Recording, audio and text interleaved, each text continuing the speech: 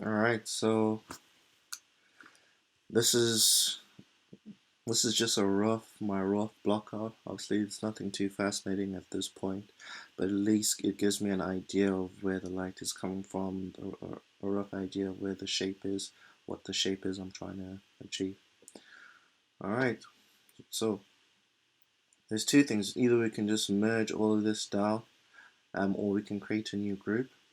But I know that I'm probably not going to use these layers again because I'm just using almost as if I'll trace over using that as a starting block or as a reference block. But I don't think I'll come back and edit it. But that's optional for you guys if you want to merge it, if you want to delete it. Um, it'll depend on your workflow. So what I'm going to do is just quickly shift select all of these. And what I want to do is you can either right click, merge layers, so it'll merge all your layers down together. So click on Control or Command Z, I'll undo that. Or I can just click on Command E or Control E, and that will merge down your layers. So I'll name that BO, which is just block out. At this stage, I just want to just decrease the opacity a little bit. So I wanted a longer feeling lighthouse. So I'll just quickly adjust that a little bit. So I just quickly fixed up the opacity. So I want to click on Control T to transform it. And all I'm going to do is move that up. So you can see it's expanding everything together. So to prevent that, we want to hold on Shift, and that will only move up in the direction that we actually want. So that looks a little bit longer, like what I'll be expecting. So I want to create a new layer,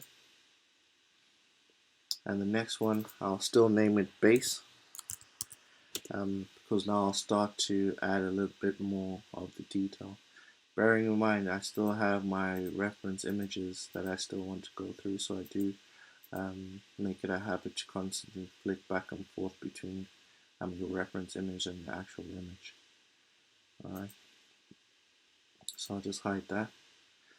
And now we want to use a pen tool. Well, we can use the tools that we're going to use. We're going to use these marquee tools. So if you right click, you have ease selection. We're going to use the lasso tools, and I'll use the pen tool. So I'm going to jump between those three tools mainly. I might touch on a few other tools, but those are going to be the main tools that I'll be using. So when I do give you guys time to get on with it, that's the tools that I'll be carrying on using. Alright, so we want to just start off with the pen tool. Make sure it's selected to the pen tool. So if you right click on your mouse, it opens up this menu tab. Make sure it's selected to pen. Shortcut key is P. So I want to zoom in, which is Control plus button. Zoom out is Control minus, or Command plus, Command minus, or you can use the magnifying glass there. And left click, you can zoom in, zoom out at the same time. But it is, for me, much more convenient just to use the hotkeys, which is Control or Command plus or minus. Alright, so P for the pen tool, and what I want to do is just quickly create just the base of the lighthouse. So I'm just going to click, one click, then I'm going to click and drag so I can actually get this arc. Then I want to click on a hold Control or Command, so my cursor can allow me to readjust the arc to what I want. But now I want to actually create a sharp curve, because if I carry on now, it's just going to carry on curving, and I don't want that. I want it to be a sharp corner going straight up. So I'm going to hold on Alt, and I'll move it in. Sometimes you can even move it up the direction if you want, so you know that that's going to be a straight line. And so I'll move it all the way up here. Just as a starting point, I'll zoom in just to add a little bit more, so I can see a little bit more, so I can see the detail.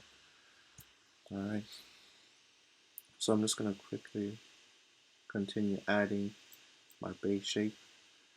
So this is you guys are going to be using your reference images, making sure that everything is according to what you're seeing visually.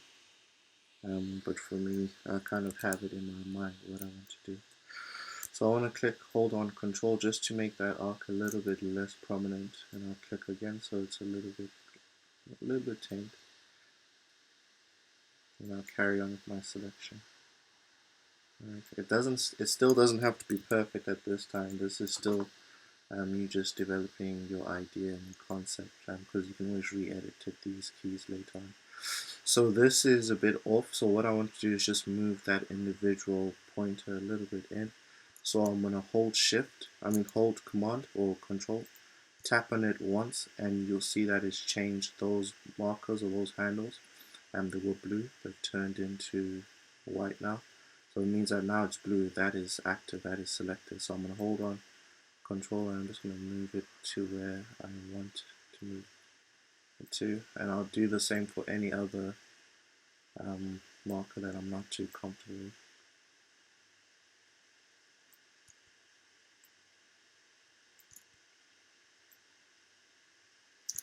Alright, so I'm happy with that as a starting point.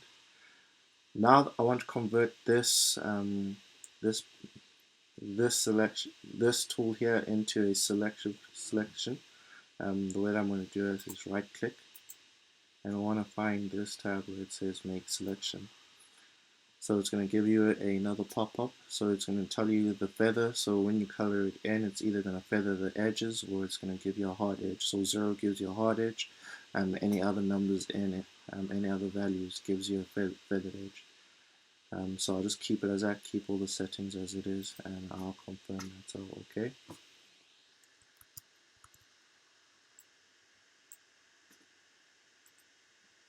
Alright, so I'm going to fill in this color with a gray, so I'll click on G to go to my bucket tool, or you have your paint bucket selection there.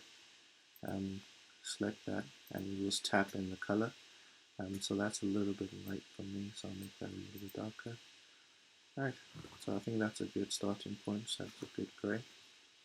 And I'll carry on, so once I've done that, I can click on Control D to deselect, and I can carry on with my pen tool if I want, or you can go onto your marquee tool, right click it, and I might create a rectangle. So that rectangle, I can just click on where I want to add a small rectangle, which will be at the top. Move that in. Alright.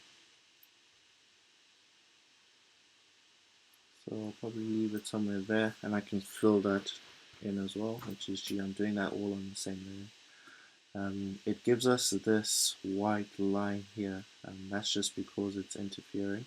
So with the actual fill that we did for the base one, so what you can do is click on B and brush and just kind of brush out those edges. So Control D to deselect. So when I'm looking at this building, and it's like a cylinder building, you'll see that it always has a little bit of curvature, and right now this square is just too straight. So I want to imitate that, and I'll just cut out any of these hard lines. So I can go back to my pen tool, click on the edge, and we'll soften it out just a little bit again. I might just even make it a little bit bigger.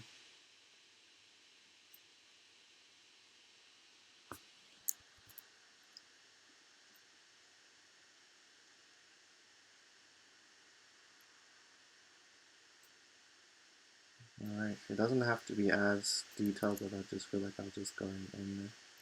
So I think I'll leave it as that.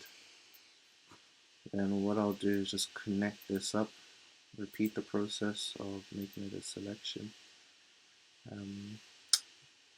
And this time, hopefully we'll keep it as well. Just make that selection, and what I'll do is just color this part in. You can hold Control Shift I to inverse this selection, so it just flips the selection. So right now that was selected, but clicking Control Shift I inverse it so the outside will be selected. I find that a little bit hard to access on the keyboard, so I hardly use that as a shortcut key. All I do is go on to select inverse, and it makes my life a little bit easier. So I'll click on E for my brush, my eraser tool. So you want to be a little bit careful. And I'm happy with that. Control D.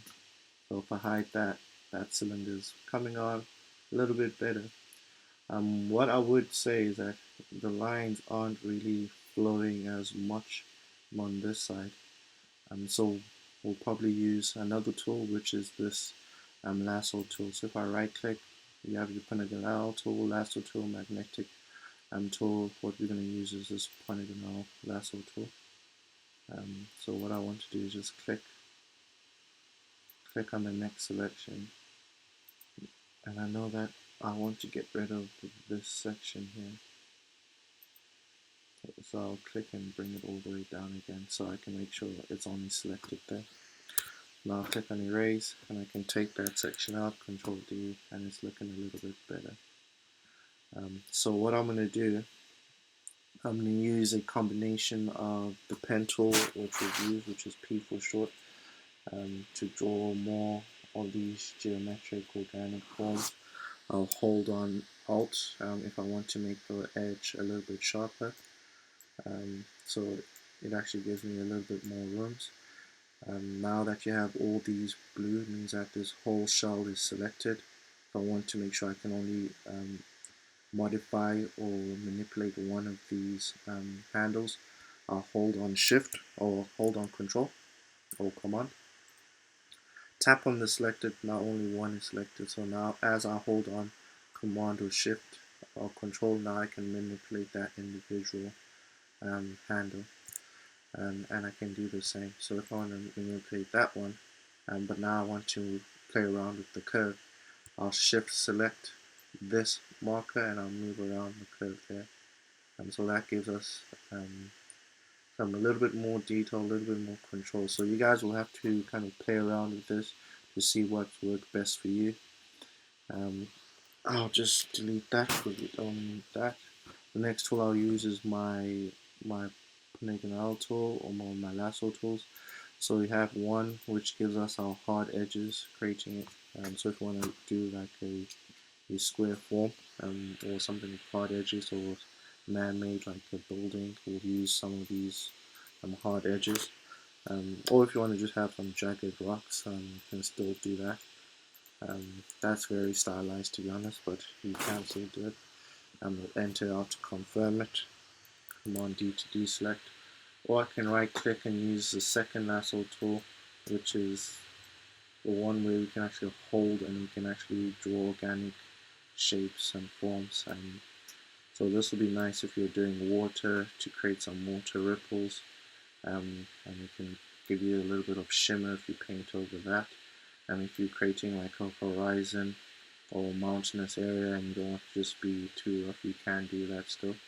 Maybe there might be water and you can connect that up, you can paint that through. So you can have a little bit more control or a little bit more fun with that tool. And of course we have your marquee tool, which is your square, your ellipticals, and all these other ones. To be honest, I don't use this as much. I do just tend to use the polygonal if I want to draw any of those. And the only time I'll probably use the ellipses so I can actually get a more rounder effect. So if I want to just focus on that, that's what I'll do. Alright, so from here onwards, all I'll be doing is just blocking it out this way for my base layer, and then we'll add some highlights later on. So I'll let you guys get on with that, then we'll touch base again.